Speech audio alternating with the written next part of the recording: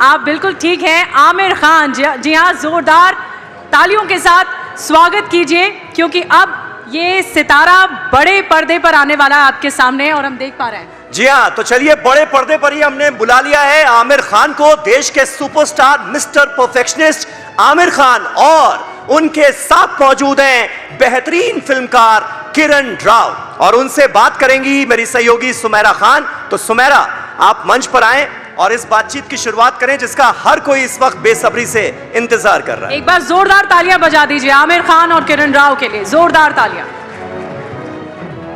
तालियों की गड़गड़ाहट और ज्यादा जोर से आनी चाहिए। बहुत शुक्रिया समीर निधि। हमारे साथ मौजूद हैं आमिर खान, हमारे साथ मौजूद हैं किरण राव, और हम इंतज़ार कर रहे थे कि वो हमारे साथ जुड़े, और वो इंतज़ार कर रहे थे हमारे साथ जुड़ने के लिए।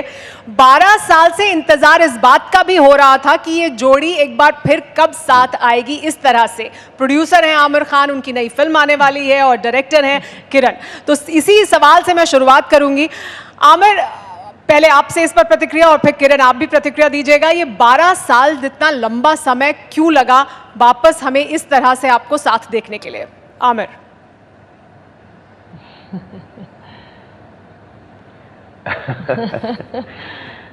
दरअसल मेरी एक थियरी है और किरण की अलग थियरी है। Kiran, you want to give your theory first? नहीं, एक्चुअली आप जो कहते हैं सही है। मैं जब मैंने धोबी घाट बनाई 2011 में, उसी साल आज़ाद भी पैदा हुए, और उस माँ बनने की बहुत ख्वाहिश थी मेरी, और जब पूरा हुआ तो मुझे आज़ाद के साथ थोड़े वर्ष बिताने थे। तो माँ बनने का जो मज़ा था मैंने खूब लूटा। पर उस दौरान मैंने काफ़ी लिखा भी। मैं खुश नहीं थी जिससे, जो स्क्रिप्ट्स में लिख रही थी मैं पूरी तरह खुश नहीं थी, तो बना नहीं पाई जब तक ये स्क्रिप्ट आमिर को मिली 2018 में। दरअसल एक्चुअली हाँ, रफली ये कहानी, उसमें से हमने थोड़ा इमोशन निकाल दिया। ये हुआ ये कि जब धोबी घाट रिलीज हुई और बहुत लोगों को बहुत पसंद आई, and Kiran was very excited कि मैं अगली फिल्म बनाऊंगी। उस दौरान आज़ाद भी पैदा हुए, तो उनका ध्यान इतना बढ़ गया कि वो आज़ाद के साथ ज़्यादा उनका वक्त बिता रही थी, और उनका पूरा माइंड स्पेस आज़ाद के साथ ही था। तो 2-3 साल के बाद उनको रियलाइज हुआ कि अरे फिल्म नहीं बनी अभी तक। 2-3 साल निकल गए। फिर उन्होंने थोड़ी कोशिश की कि मैं स्क्रिप्ट पे काम करूं, और 10 साल तक कोशिश की, लेकिन वो फिल्म नहीं बना पाई। ममता जो है उनके आड़े आ गई, फिल्म मेकर के आड़े आ गई। तो अब जब आज़ाद 11-12 साल के हैं, अब आई थिंक किरण को वो कॉन्फिडेंस आया कि that she can step out as a mother. So that is what I think actually happened. जी, ये जो स्क्रिप्ट है, she was trying to make films for last 10 years but she could never make it, and I could see कि मुझे नजर आ रहा था कि वो एक्चुअली क्यों नहीं हो रहा है। वो आज़ाद को छोड़ना नहीं चाह रही थी, और उसके अलावा हम लोग साथ में काम कर ही रहे थे। वैसे भी आमिर खान प्रोडक्शंस में कई फिल्में बन रही थी उस दौरान, तो she was busy in that. लेकिन इस फिल्म में किरण, इस पर मैं चाहूँगी आप प्रतिक्रिया दें, क्योंकि आमिर खान को मिस्टर परफेक्शनिस्ट हम कहते हैं। आमिर खान अपनी फिल्मों में, जिसमें वो सिर्फ एक्टिंग कर रहे होते हैं, तब भी वो बहुत इन्वॉल्व रहते हैं हर एस्पेक्ट में फिल्म के। यहाँ तो वो प्रोड्यूसर हैं, तो यहाँ कितना इन्वॉल्व थे और आप कितना उनको अलग रख पाई इससे? कितना मतलब प्रेशर भी होता है उसकी वजह से, या आमिर खान को दूर रखना मुश्किल भी होता है? क्या एक्सपीरियंस है, आप वो हमारे साथ वो साझा करिए।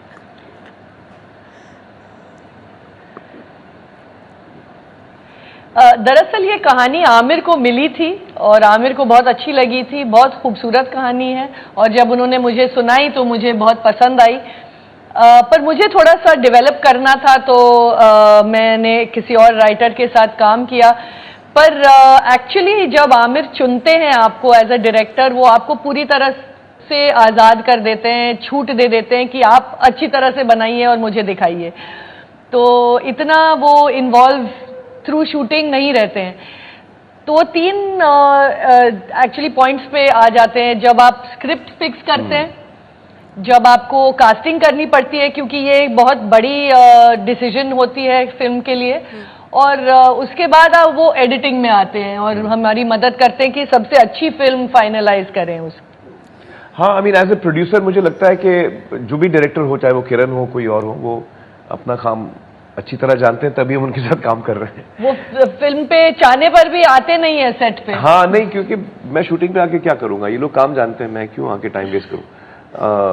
आई थिंक किरण ने जैसे किरण ने कहा ये कहानी मुझे मिली थी, और मुझे लगा कि किरण जो है एज ए डायरेक्टर, उनकी स्ट्रेंथ ये है कि वो she is a very honest director, और ये कहानी जो है वो एक्चुअली बहुत ही ड्रामेटिक कहानी है। इसका जो प्लॉट है, बंदे की शादी होती है, घर पहुंचता है वो, तो उसकी दुल्हन बदल गई है, तो it's a very dramatic situation, and I felt that उसके लिए किरण जो she is a very honest director, and she has a great sense of humour. मतलब मेरे सारे जोक्स पे तो हंसती हूँ। तो इस फिल्म में ह्यूमर का बहुत पर काफ़ी एम्फेसिस है। It's a very funny script and very funny film, situation ही ऐसी है। So I think Kiran has done a great job, तो I think that the trust and faith I had in her, she is fully justified it. Thank you. Aamir, मैंने और मुझे बड़ी मैं बेसब्री से इंतजार कर रहा हूँ कि फिल्म रिलीज हो और सब लोग देखें। जी हाँ, और मैं बहुत लकी हूँ कि मैंने फिल्म देख ली और मैंने पूरी फिल्म देखी है। मुझे बहुत लेट मिली वो फिल्म, लेकिन मैंने जब देखना शुरू किया तो I could not stay away from it. मैंने पूरी फिल्म देखी, कल रात मैंने पूरी फिल्म देखी। बहुत इंटरेस्टिंग फिल्म है, और वाकई मैं कहना चाहूँगी किरण, बहुत सटल तरीके से, मतलब मेरा अपना ऑब्जर्वेशन एक एज अ व्यूअर, बहुत सटल तरीके से आपने इतना गहरा मैसेज बहुत सॉफ्टली दिया है, जो बहुत मुश्किल होता है, लेकिन आपने वो डिलीवर किया है। बहुत मुश्किल शब्दों का इस्तेमाल नहीं किया है, लेकिन बहुत सिंपल तरीके से, एक बहुत ही नुआंस्ड तरीके से, बहुत ही ह्यूमर भी बहुत नुआंस्ड है। ये परफेक्शन लाने में क्या इतना 12 साल का समय लगा? मैं इस पर ज़रूर आपकी रिएक्शन चाहूँगी, because it is perfect in so many aspects.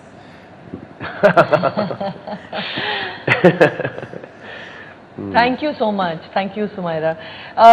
हाँ, एक्चुअली राइटिंग टीम ने बहुत ही अच्छी स्क्रिप्ट मुझे दी बनाने, मैंने अपना योगदान दिया इन द राइटिंग, लेकिन जो स्टोरी थी वो इतनी चटपटा है, इतनी मज़ेदार है, तो मेरा काम ये था कि उसको कैसे मैं सबसे अच्छी तरह से पर्दे पे लाऊं, सबसे अच्छे कैरेक्टर्स आपके सामने एक तरह से स्केच कर पाऊँ, आपको एक दुनिया दिखाऊं एक तरह से।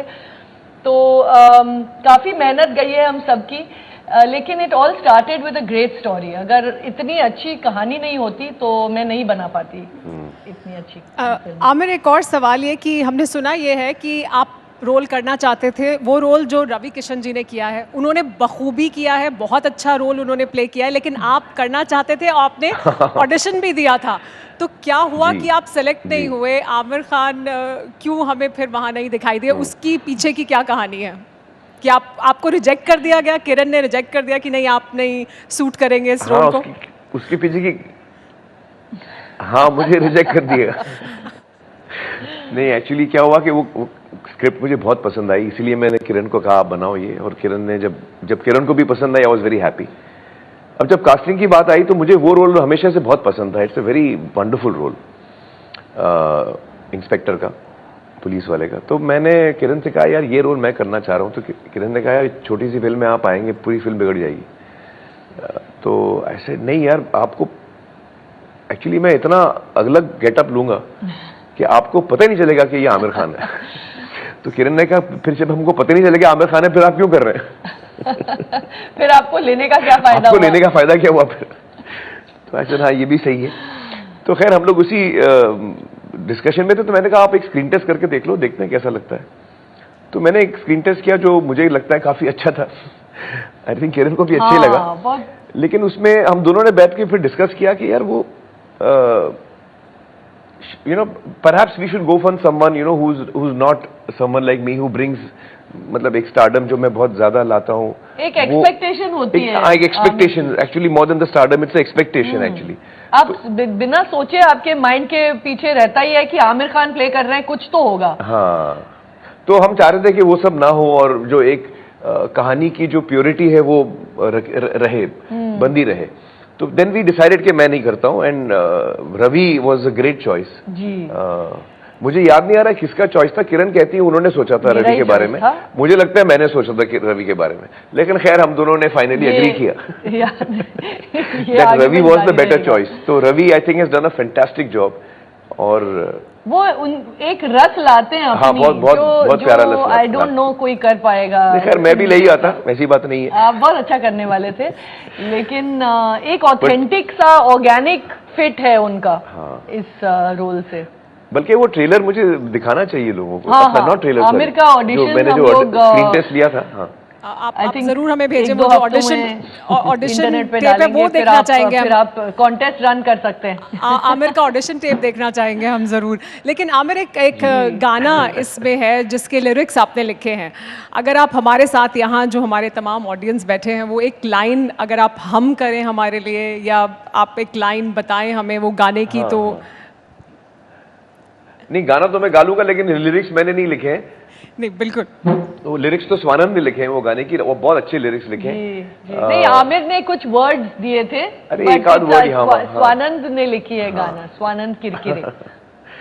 तो वो गाना आप सुनना चाहेंगी? मुझे तो बहुत पसंद है वो गाना, मैं सुनाऊं आपको? जी बिल्कुल। धीमे धीमे चले पुरवैया,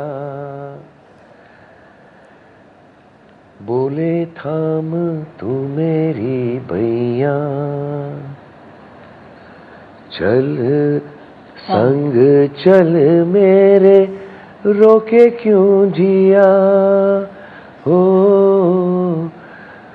धीमे धीमे चले पुरवैया, ऐसे कुछ जाता है। जी, श्रेया घोषाल ने गाया है, it's womens voice, but Aamir को बहुत पसंद है और अच्छा भी गाते हैं। हाँ, इस दफा अच्छा नहीं गाया। अब आप अगली फिल्म में आमिर से गाना भी गवा सकते हैं, लेकिन आमिर, लोग जानना ये चाहते हैं कि आमिर अब नेक्स्ट कब हमें ऑन स्क्रीन दिखाई देंगे, और वो हम जानने के लिए बेताब हैं। तो नेक्स्ट आमिर हमें कब ऑन स्क्रीन दिखाई देने वाले हैं, कौन से प्रोजेक्ट्स हैं जिस पर आप काम कर रहे हैं, क्या पाइपलाइन में है?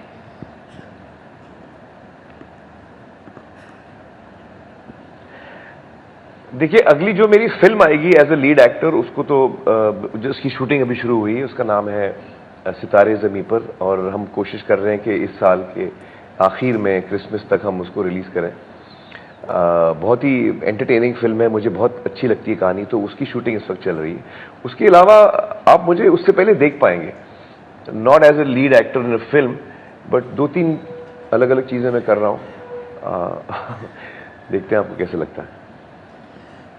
तो इसमें भी आप लीड रोल में नहीं दिखाई देंगे, तो लीड रोल में हमें नेक्स्ट कब दिखाई देंगे? Because people want to know, Aamir the superstar, आपने बहुत लंबा लगता है कि वो आप अपना समय लेते हैं, I know it's very organic for you, but still next कब फुल फ्लेजेड हम सुपरस्टार आमिर खान को स्क्रीन पर देखेंगे?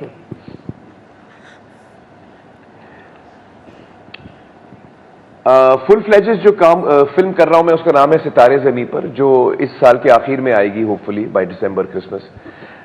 बट उसके अलावा मैं 1-2 छोटे रोल कर रहा हूं जो आपको देखने को मिलेंगे।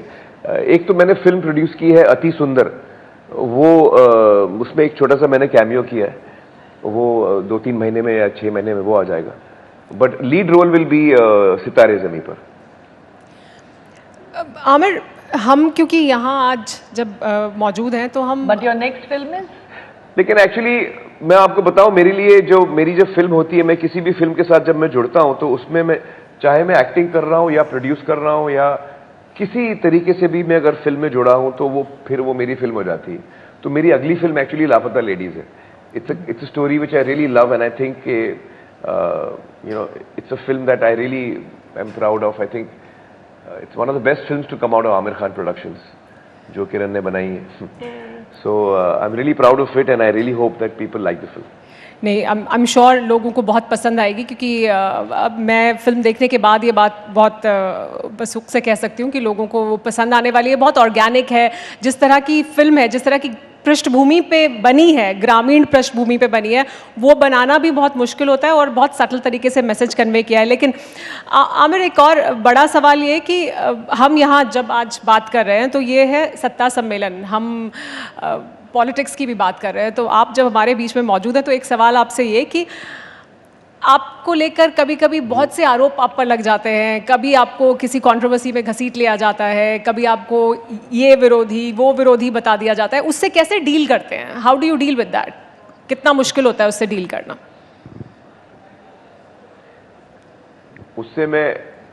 उससे मैं चुप रह के डील करता हूँ। जैसे आपने भी ये सवाल पूछा ना, इस पे मुझे चुप रह जाना चाहिए क्योंकि मेरी अभी फिल्म आ रही है और ऐसी चीज़ों से मैं दूर ही रहता हूँ।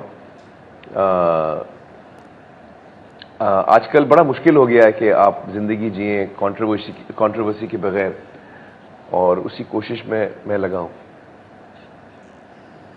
क्योंकि हाल ही में एक घटना हुई जिसमें भारत के 8-9 सैनिक कतर से रिहा कराए गए, और तब ये चर्चा हो गई कि शाहरुख खान ने उसमें मदद किया। हालांकि शाहरुख खान ने उससे इनकार किया कि नहीं ऐसा नहीं है। तो कभी आपके साथ ऐसा हुआ है कि आपको किसी डिप्लोमेटिक रो में आपकी मदद मांगी गई हो कि आमिर आपके बड़े अच्छे संबंध हैं, आप यहाँ हमारी मदद कर दीजिए, सरकार की मदद कर दीजिए, कोई डिप्लोमेटिक जहाँ पे आपके इंटरनेशनल रिलेशंस या आपकी जो पहुँच है या आपके जो फैंस हैं या आपको पसंद करने वाले लोग हैं, वहाँ कहीं आपसे मदद मांगी गई हो? ऐसा हुआ कभी? जी, कई दफ़ा सरकार जो है या जो भी अलग अलग सरकारें हैं वो पब्लिक सोशल मैसेजेस के लिए रिक्वेस्ट करती हैं, तो हमेशा मैं उसके लिए हाजिर रहता हूँ। So yes, I try and help in any way that I can. किरण, इस फिल्म के बारे में अगर वापस बात करें, जो आपकी फिल्म आ रही है, आप जहाँ तक मैं समझती हूँ, आप मुझे करेक्ट कर सकती हैं अगर मैं ठीक ना हूँ, आपकी ग्रामीण पृष्ठभूमि नहीं रही है उस तरह की कि आपका इंटरैक्शन बहुत अपने जीवन के दौरान रहा हो शायद ग्रामीण पृष्ठभूमि से। उसके बावजूद उस फिल्म को डायरेक्ट करना क्या चैलेंजेस थे, और क्या उसमें आपको फिर किस तरह की मदद की दरकार थी, या वो चैलेंजेस कैसे फेस किए?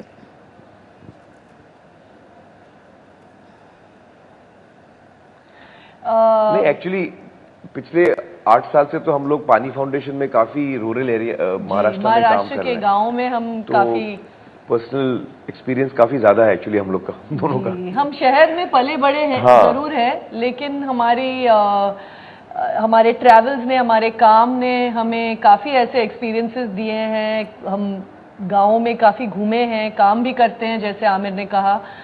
पानी फाउंडेशन अभी 2016 से हम महाराष्ट्र में गाँव में काम करते हैं, तो उस तरह का तजुर्बा है। और पले बड़े हम सब इस देश की मिट्टी में हैं, एक तरह से सब जानते हैं रहे बिना। एक इंस्टिंक्टिव अंडरस्टैंडिंग है, हम सब कहीं ना कहीं गांव से ही तो आए हैं। तो मुश्किल उस वजह से कभी हुई नहीं कि मुझे समझ नहीं आया, कि मुझे लगा कि मुझे पता नहीं गांव में लाइफ कैसे होती है। अलग मुश्किलात थे, जैसे हम कोविड के दौरान शूट कर रहे थे, तो आपको आप समझ जाएंगे किस तरह की मुश्किलें थी।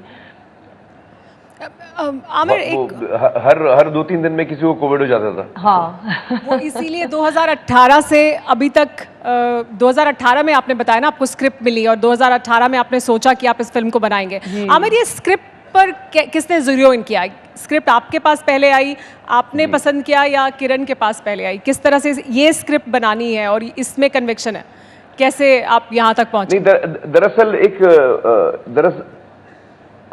एक स्क्रिप्ट कंपटीशन था जिसमें मैं जूरी मेंबर था, और जब ये स्क्रिप्ट मैंने पढ़ी तो मुझे बहुत पसंद आई।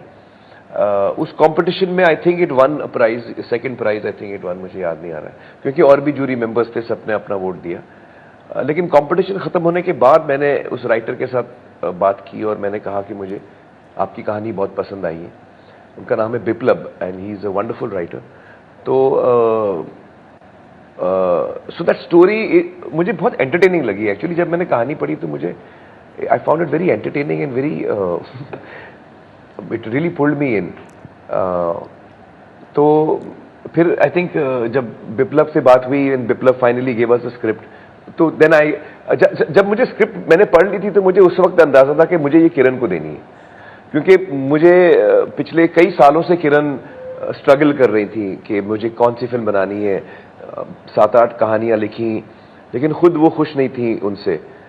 तो शी वॉज स्ट्रगलिंग कि व्हाट डू आई मेक, उनको कुछ समझ में नहीं आ रहा था। एंड उस वक्त उस दौरान मुझे ये कहानी मेरे हाथ लगी, तो immediately I thought of Kiran and I felt that she is the right person to make this. तो ऐसे इसकी शुरुआत ऐसे हुई थी। आमिर, मेरा आखिरी सवाल, अब हम आमिर खान को प्रोड्यूसर के तौर पर ही ज़्यादा देखेंगे या एक्टर के तौर पर भी उतना ही देखेंगे, या आप ट्रांजिशन कर रहे हैं क्या इस तरफ कि कम फिल्में दिखाई देंगी और प्रोड्यूसर के तौर पर, क्योंकि आप प्रोड्यूसर के तौर पर तो फिल्म पर फिल्म प्रोड्यूस कर रहे हैं, एक्टिंग के तौर पर आप कम दिखाई दे रहे हैं, ऐसा होना नहीं चाहिए वैसे? जी नहीं, actually acting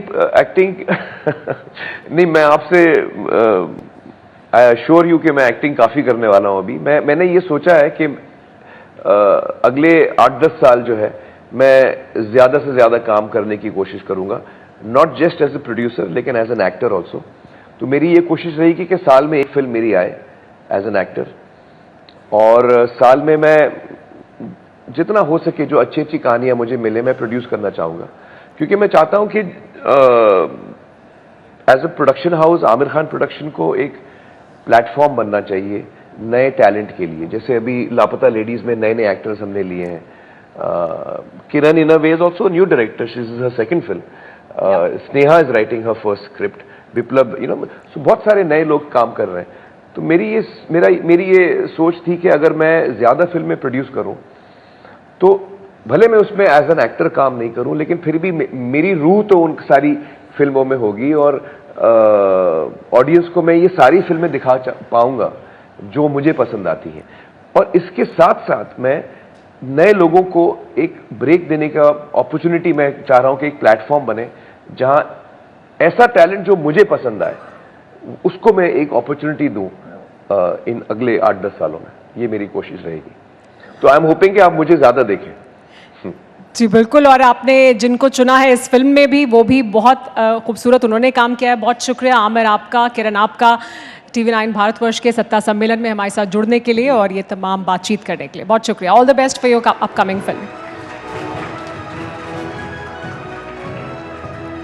thank you so much. Thank you. बहुत बहुत शुक्रिया सुमेरा।